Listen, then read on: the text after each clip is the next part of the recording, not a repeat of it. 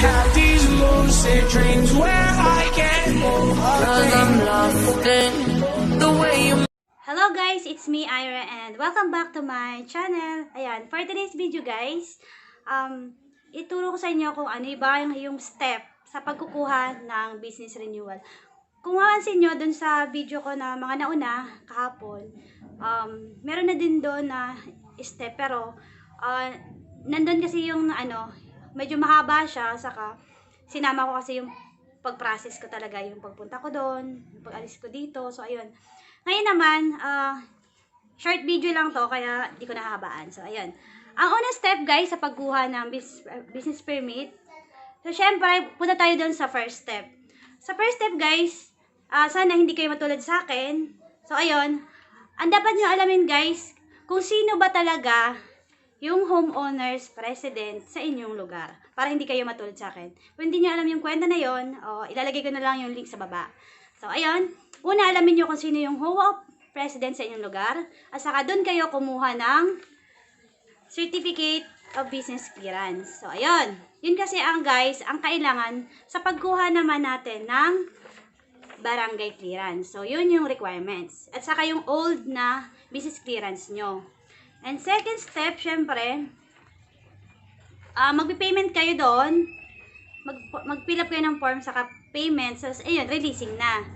Then, next step nyo naman, guys, syempre, pumunta kayo sa barangay. Pero yung ngayon, since kuhaan ngayon talaga ng business permit, yung ibang barangay, tulad nung sa amin, San Pedro, yung San Antonio na, yung mga lugar sa San Pedro, nandun na siya sa baba ng basement ng munisipyo ng San Pedro. So, di ko lang alam, guys, kung sa inyong lugar ganun din ba. Kasi sa amin, tinatawag nilang one stop, one shop.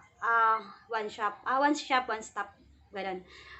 Kasi andun na lahat ng kasi yung nandun na yung fire, basta andun na lahat sa isang area na yon na magkakasama na sila para hindi ka na pauli-uli kung saan building or saang room. So, ayun guys, sa pagkuha naman ng barangay permit guys, pagdating mo naman dun sa table ng San Antonio, yung para doon sa mga staff na yon, sa table nila, papakita mo lang yung guys yung homeowners certificate at saka yung old certificate. Tapos yung processing naman doon, assessment, pagka-fill up ng form, assessment, tapos diretso ka na doon sa taas ng munisipyo. Doon naman ando na yung first step naman, sa naman ng mayor's permit. Kasi dati guys, dito sa amin, pupunta ka pa talaga sa sa barangay ng San Antonio. Tapos, doon yung processing, payment, releasing din, ganon. Pero ngayon nandun na sila sa basement, kaya, pagka fill up mo ng form, bibigyan ka lang din nila ng maliit na papel, na katanan na galing ka na sa kanila. Tapos, first, punta ka na sa first step ng, first step ng mayor's permit processing. So, ayan doon naman guys, ang una doon na is first step assessment. Tatawagan ka nila, assessment yon. Tapos, next, pipila ka naman sa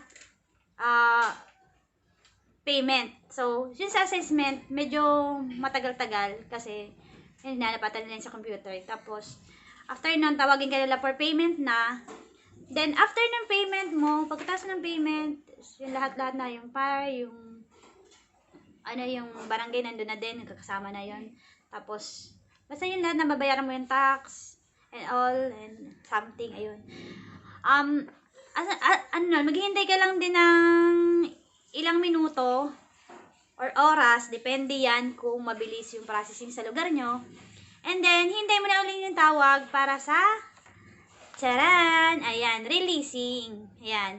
Pag na-release na guys, syempre, yan, uwian na. So, ayun. Yan lang guys yung yung step. Pero yun din nga guys, ang doon yung sa kailangan mo lang ipakita yung old na business permit.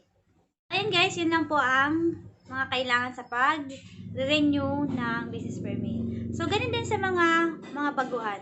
Kailangan mo lang kumuha ka ng barangay permit.